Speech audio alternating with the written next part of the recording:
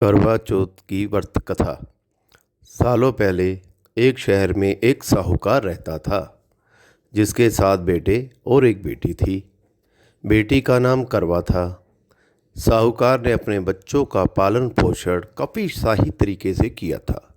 सभी भाई अपनी इकलौती बहन को बहुत मानते थे, उस पर अपनी जान छिड़कते थे।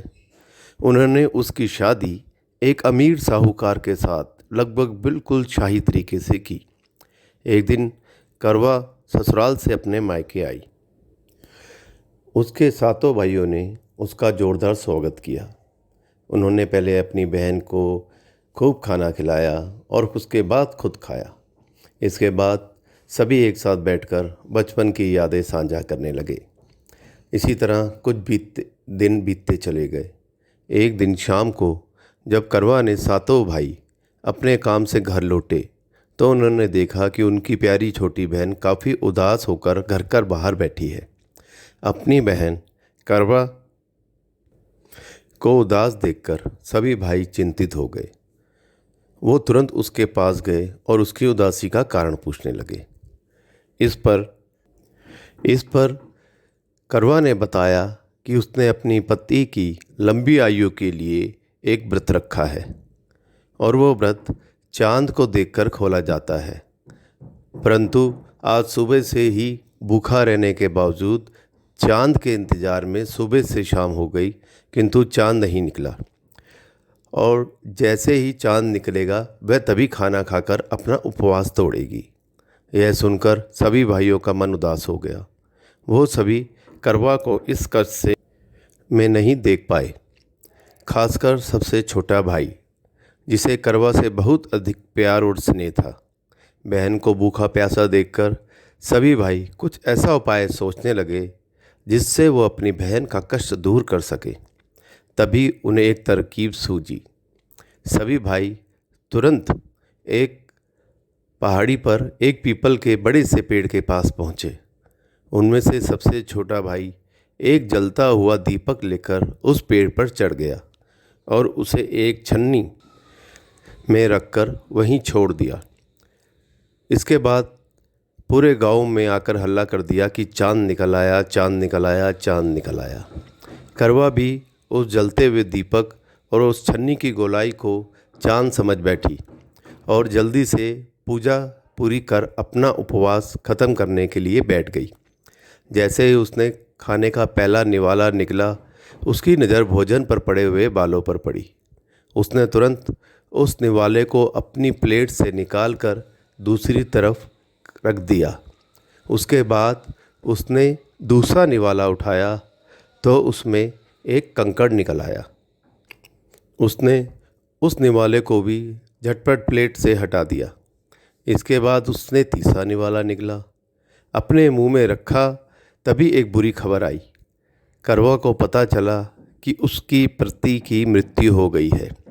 यह सुनते ही करवा पूरी तरह से टूट गई और ज़ोर ज़ोर से रोने लगी।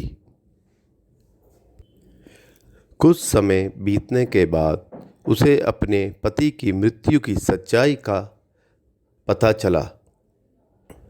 उसे जानकारी मिली कि उसके भाइयों के कारण उसने दीपक को चांद समझ लिया था और अपना उपवास खत्म कर दिया था।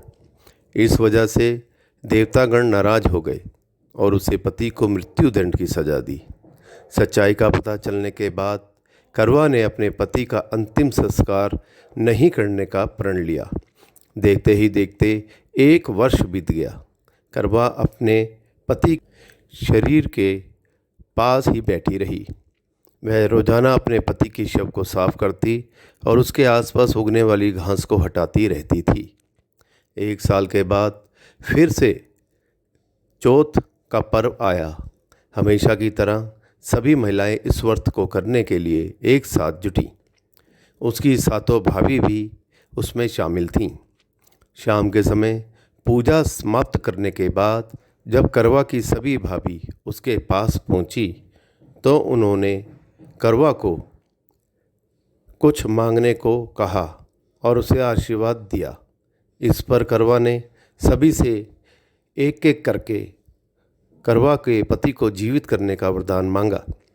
करवा की यह मांग उसकी भाभी पूरी नहीं कर सकती थी। उन्होंने करवा को समझाया भी, लेकिन वह नहीं मानी। तभी उसकी एक भाभी ने बताया कि उसके छोटे भाई की वजह से ही ऐसा हुआ है, तो उसकी छोटी भाभी ही इस स्थिति को ठीक कर सकती है। यह सुनकर करवा अपनी छोटी भाभी के पास गई और उनके पैर पकड़कर अपने पति को जीवित करने का आशीर्वाद मांगने लगी। पहले तो छोटी भाभी ने बहुत टाला, लेकिन अंत में उसकी छोटी भाभी ने अपनी तरजी उंगली को काटकर उसमें से अमृत की एक बूंद करवा के मृत पति के ऊपर डाल दी।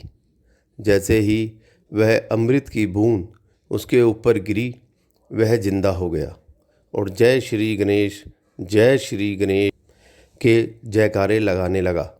इस घटना के बाद से ही ऐसी मान्यता है कि कार्तिक महीने की चौथ का व्रत करने से गौरी शंकर जी खुश होते हैं और महिलाओं के सुहाग की रक्षा का वरदान देते हैं। इस कहानी से यह भी सीख मिलती है कि इंसान को हमेशा सच्ची भक्ति से पूजा पाठ करनी चाहिए। अगर इसमें किसी भी प्रकार की कमी रहती है तो उसके बुरे परिणाम भुगतने पड़ सकते हैं।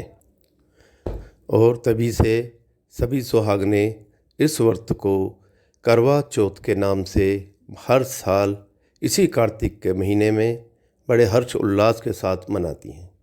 धन्यवाद। जय श्री गणेश।